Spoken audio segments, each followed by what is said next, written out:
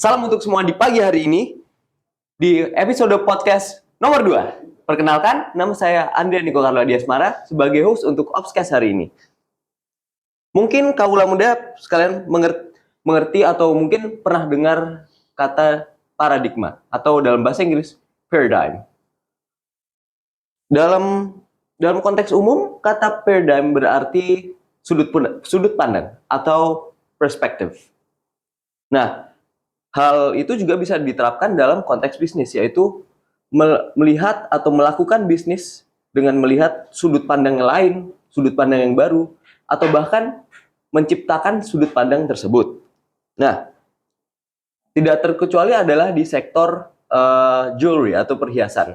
Maka dari itu kami hari ini ada di Joglo Ayu Tenan untuk mengeksplor konsep tersebut dengan lebih lanjut. Hari ini saya bersama pemilik dan pendiri Joglo Ayu Tenan, Bu Yayu. Ya. Apa kabar Bu Yayu? Baik, alhamdulillah luar biasa. Mantap. Nah, hari ini kami akan berdiskusi tentang paradigma ya di konteks bisnis jewelry ini dan perubahan-perubahan yang bisa dilakukan dalam konteks ini. Ya, mungkin bisa langsung dimulai, Bu. Boleh. Ya. Oke. Mungkin pertama-tama ya, saya ingin menanya, Bu Yayu terjun ke dalam Joglo Ayu Tenan atau bahkan dalam industri perhiasan itu sejak kapan, Bu? Sebetulnya awalnya Joglo Ayu Tenan itu dari Ayu Tenan Gallery. Jadi hanya khusus untuk perhiasan dan hanya kami berdua sama pembantu rumah tangga. Tepatnya bukan setelah dia selesai masak, kemudian membantu mengerjakan. Kemudian ketika 2015 kami mendirikan Joglo Ayu Tenan untuk berkumpulnya para artisan bersama. Nah itu disitulah mulai ada kolaborasi dan bentuk-bentuk perhiasan dari Joglo Ayu Tenan berkembang, tidak sebatas hanya jewelry, tapi juga handicraft dan fashion, karena ternyata ini semua terhubung gitu. Ya. Jadi apapun yang bisa dipakai di badan. Iya, terhubung. Ya. Jadi fashion dan turunannya itu di dalamnya ada jewelry, aksesoris jewelry, ada tas. Kemudian jewelry di-attachkan ke sepatu juga bisa, ternyata begitu. Satu sistem gitu ya. Nah, itu kira-kira dari tahun berapa ya, Bu? Ya, akhirnya kami bergerak ya 2015 dengan adanya pertemanan, networking, kemudian lomba, dan yang membuat kami lebih luas adalah ketika kami lolos terpilih menjadi peserta Australia Award. Jadi ada namanya programnya short course itu Business Readiness and Jewelry Design di waktu itu dengan di Brisbane, terus di Griffith University. Nah dari situ kami mulai belajar tentang bukan perhiasan itu sendiri, tetapi kesiapan bisnis hubungan dengan jewelry. Gitu. Nah, sejak tahun 2015 itu ya? Itu 2017. Oh, 2017. Tapi sejak awal mula nih, kira-kira apa yang sudah berubah di dalam industri? Apakah ada suatu adjustment yang harus dibuat selama perkembangannya itu? Ya, sangat banget. Sekarang kami kan memang mengerjakan contemporary jewelry, not fine jewelry, bukan emas, bukan perak, tapi contemporary jewelry. Justru contemporary jewelry ini membuat cakupannya menjadi luas. Kami menyertakan desain, inspirasi desain melalui budaya Jogja terutama. Jadi yang pertama tentang desain ya. Jadi kita melakukan banyak adjustment itu di tengah ketika banyak gempuran produk-produk dari luar negeri. Jadi menurut kami yang tidak bisa di copy itu adalah budaya. Jadi kami menyertakan budaya, selain itu juga materialnya lokal, ramah lingkungan, dan inspirasinya terinspirasi dari indigenous-nya Jogja terutama gitu. Dan setelah kami buat seperti itu, oh ya satu lagi dengan siapa pembuatnya. kolaboratif ekosistem yang membuat ini. Ada artisan, ada ibu-ibu di pedesaan, dan juga ada disabilitas, membuat ini semua tertuang di storytelling yang ada di Inspiration Card. Jadi menurut saya itu cukup mendukung kami untuk terus berjalan. Gitu. Berarti itu menjadi ciri khasnya Joglo Ayu Tenang ya. Selain budayanya ada faktor empowerment-nya, empowering local communities. Nah itu kita mungkin bisa lebih dalam lagi ya, menelusuri konsep itu. Secara spesifik, bagaimana Joglo Ayu Tenang berinteraksi dengan komunitas-komunitas lokal, misalnya difabel ataupun wanita? Ya, jadi kebetulan saya dapat rezeki sebagai autoimmune survivor Guillain-Barré syndrome, sehingga secara motorik sensoris sudah terganggu sehingga tidak bisa memegang barang-barang kecil, melakukan pekerjaan motoris. Difabel, different ability, sehingga kami mengempowering teman-teman yang mengalami masalah yang sama, juga ibu-ibu di pedesaan dan artisan. Jadi memang challenge-nya adalah tentang capacities gitu.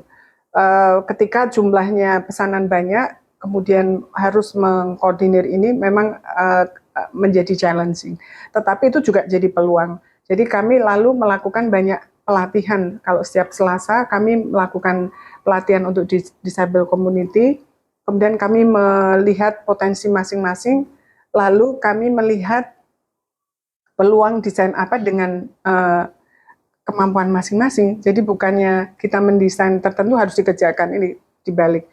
Mereka bisa mengerjakan apa dengan desain yang kami punya, kami cari benang merahnya. Karena kan kami ada Pinterest, ada banyak inspirasi lah yang bisa membantu kami, terus teman-teman desain produk yang bisa bisa bikin ini, dan kami share itu ke katalog, ke sosmed, dan alhamdulillah bagus ininya, minatnya. Berarti tujuannya bukan hanya untuk produknya sendiri, tetapi juga pemberdayaannya itu dan penyesuaian produk-produknya agar dapat mengachieve pemberdayaan value-nya itu ya Bu? Iya, karena menurut saya sekarang itu orang membeli itu bukan karena barangnya itu sendiri, tetapi bagaimana uang yang mereka spend itu bisa berdampak sama lingkungannya. Faktor sosialnya itu ya Bu? Itu sekarang gerakan itu terjadi terutama pasca pandemi ya.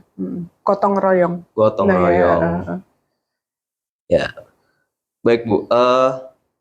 Kan itu berurusan dengan komunitas-komunitasnya langsung ya. Tetapi untuk orang-orang di luar sana, market-market di luar, misalnya customer potensi ataupun orang-orang di sosmed sana, bagaimanakah Ibu bagaimana caranya ya mendeliver message-nya itu?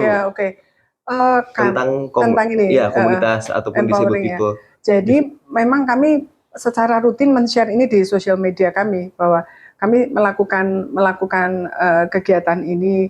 Lalu bahkan artisannya kami tampilkan. Mungkin kalau scroll di Instagram kami sampaikan kolaboratif dengan siapa gitu. Ada Pak Kijo, terus ada ibu siapa, bapak siapa gitu. Lebih ke ini loh, orang di balik produk yang keren yang kalian beli gitu.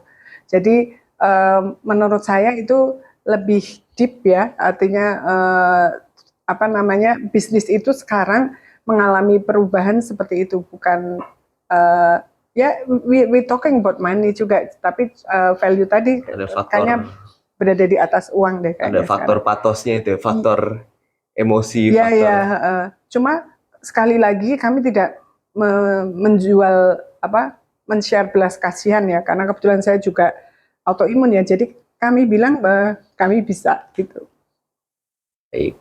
Nah, itu untuk teknik seperti itu ya, yang menampilkan orang-orangnya, menampilkan kehebatan mereka. Itu resepsinya secara umum, apakah itu baik? Apakah banyak yang menjadi tertarik? Mereka tuh justru toko-toko kami yang ada di di Australia, partner kami yang ada di Australia, kemudian ada yang di Tokyo, ada yang di Singapura, mereka justru menampilkan, look, ini adalah produk dari komunitas loh gitu. Jadi mereka sekarang malah lebih kepingin itu lebih ditonjolkan gitu. Baik, Bu. Nah, mungkin selanjutnya kita akan bertransisi ke eh, lokasi fisik Joglo Ayu Tenan itself ya, Ya, tempat ini. Ini adalah, menurut Ibu ini adalah creative space dan maker space ya. ya. Nah, eh, intensinya untuk membuat atau mendirikan fasilitas-fasilitas seperti ini tuh kira-kira untuk apa, Bu? Dan bagaimana kira-kira sistemnya? Jadi awalnya ini tidak seperti ini, mess ya, kayak berantakan gitu. Kita mengerjakan bisnis as usual, hanya meja, kursi, orang datang minum. Nanti karyawan kami bahkan yang menjahit itu duduk-duduk di pojok situ kan. Tapi once kita dapat scholarship dari Australia Award, lalu kami masing-masing dari peserta dari 25 itu harus present project apa yang kamu lakukan untuk perbaikan ini. Karena di Australia Award itu bagusnya apa yang kamu lakukan untuk berdampak sama lingkungan gitu. Jadi kayaknya passion saya ngajar, sharing, ngumpulin orang. Kamu kita akhirnya bersama Australia Awards, saya mengajukan proyeknya didampingi mereka adalah tourist destination experience gitu. Jadi akhirnya kita bikin lebih rapi. Kalau orang turis atau siapapun datang, artisan mau belajar, ruangannya di tengah. Lalu yang metal smithing nanti siapa saja yang mau datang ke sini ada di pojok sana untuk kegiatan metal smithing. Yang di bawah ada meja itu untuk ekoprint yang nggak bisa duduk-duduk, jadi bisa berdiri. Nah, akhirnya terus kami memindahkan si karyawan ini ke tempat bekerja yang lebih proper, dan itu yang membuat kita agak lebih rapi. Nah, setelah pandemi, kami melihat kebutuhan akan toko konsep store gitu, karena Konsep selama ini store. kan open space ya. Kalau sore diberesin, itu betapa journey-nya Joglo tuh. Hanya kita bikin yang sekarang kita duduk di sini. Ini konsep store, isinya produk-produk yang dari komunitas dan produk kami. Kemudian yang tengah tetap untuk workshop, dan kami bikin additional untuk milenial, di mana ada pekerja outdoor, kemudian ada colokan listrik dan wifi kenceng, dan menurut saya kreativitas ini akan terhubung gitu.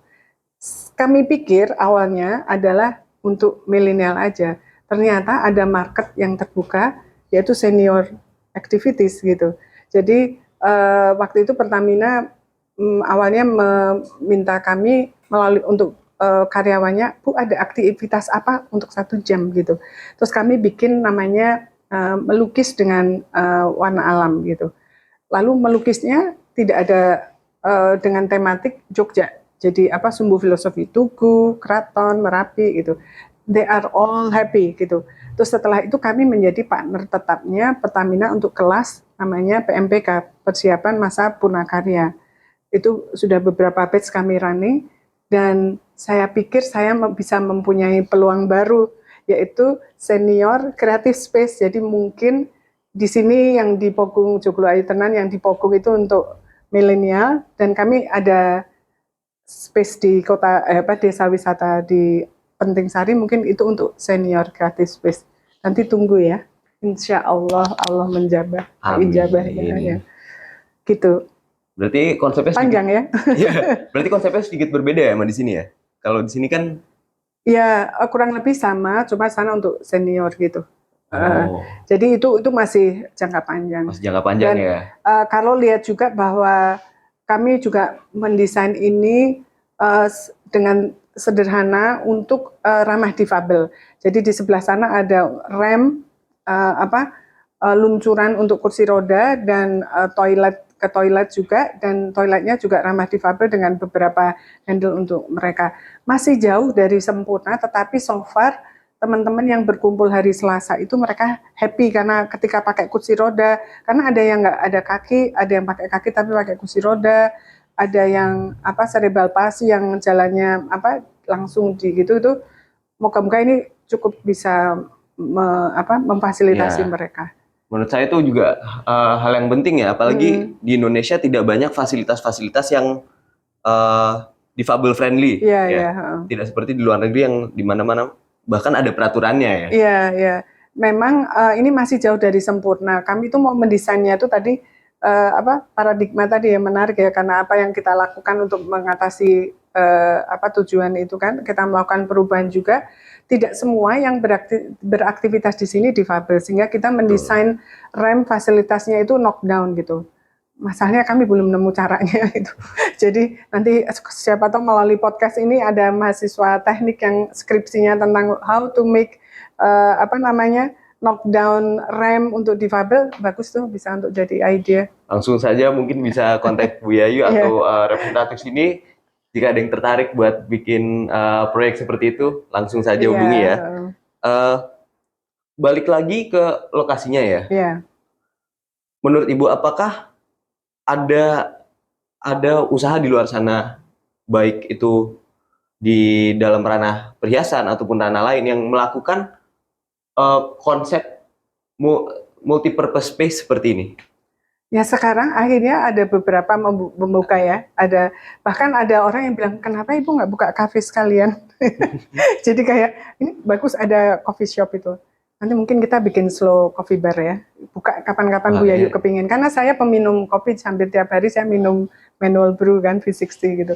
Jadi, tapi saya melihat di sini tuh captive market. Kami tinggal di lokasi Pogung Baru, menurut saya. Most of yang kos di sini juga anak-anak UGM mahasiswa ya. Makanya menurut saya, dan mereka itu sekarang pas pandemi ini juga mencari-cari tempat workshop, right ya. Jadi menurut saya kami sedang mendesain ini bisa meet demand dari mahasiswa captive di sekitar sini, untuk minimal mereka lihat ini loh ada produk baru gitu. Jadi moga-moga Carlo dengan teman-teman bisa men-share this happiness to teman-teman di Pogung Piye carane ya. Baik Ibu. Gitu. Tapi berarti mungkin dari segi kompetisi, dari segi pesaing. Oh iya, oke. Apakah ada pesaing yang melakukan hal yang mirip, atau mungkin kalau dalam arti ini mungkin bukan pesaing ya. Mungkin usaha-usaha lain yang melakukan sesuatu yang mirip, sosiopreneur mungkin ya.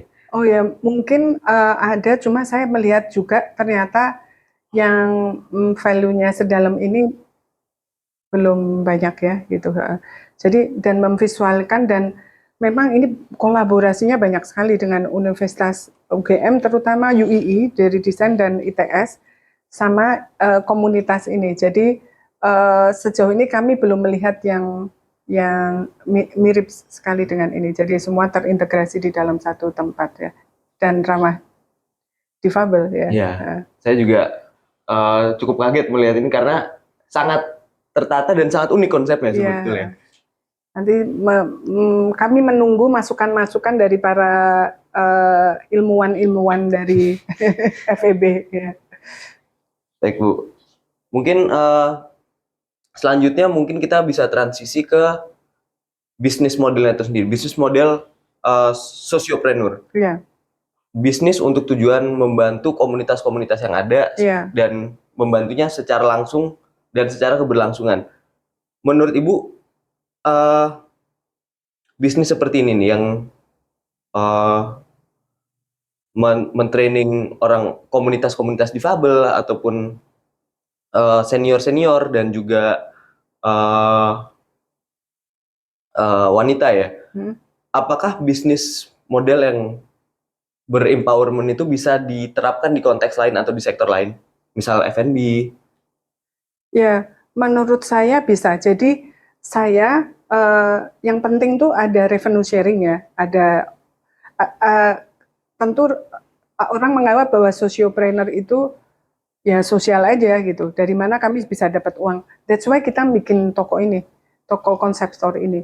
Jadi konsep store ini tuh sebetulnya salah satu sumbangan untuk revenue sharing ketika kita mengadakan social activities. Tetapi workshop pun juga kami membagi dua, satunya workshop untuk sosial dan satunya untuk profesional.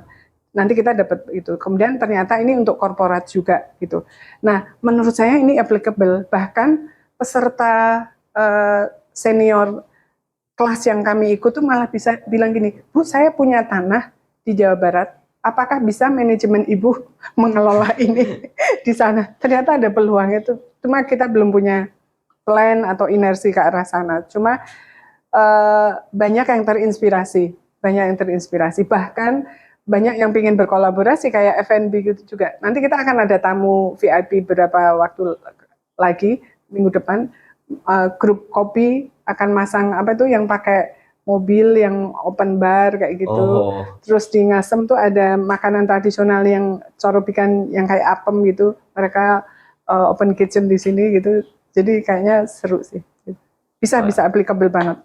menarik ya berarti. Ya. Jadi buat teman-teman yang tertarik untuk membuat bisnis seperti ini, ternyata sudah banyak yang terinspirasi dan kalian bisa bergerak untuk membuat usaha seperti ini ya. Nah, mungkin saya rasa obrolan hari ini sudah cukup dan cukup inspiratif juga ya, cukup berinsight. Mungkin sebelum kami menutup ya, mungkin apakah ada dari Bu Yayu, apakah ada kesan dan pesan untuk penonton-penonton semua?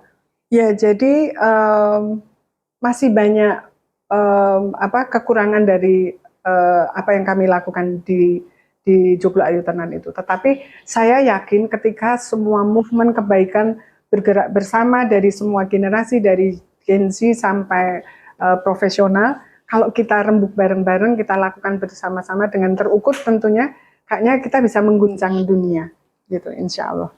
Yang doa saya semoga saya tetap sehat bersama tim-tim di tengah keterbatasan, tapi Joglo ini tegak, kuat, dan berkah buat teman-teman yang karyawan, keluarga kami, karyawan maupun orang-orang yang berpartner dengan kami. Baik.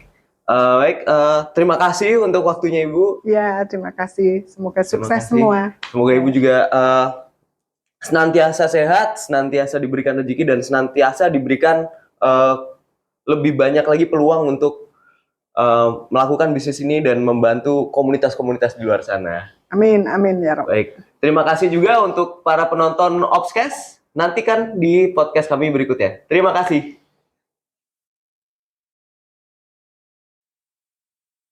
Kerekam nggak itu? Kerekam ya? Waduh, kalau nggak kerekam baru.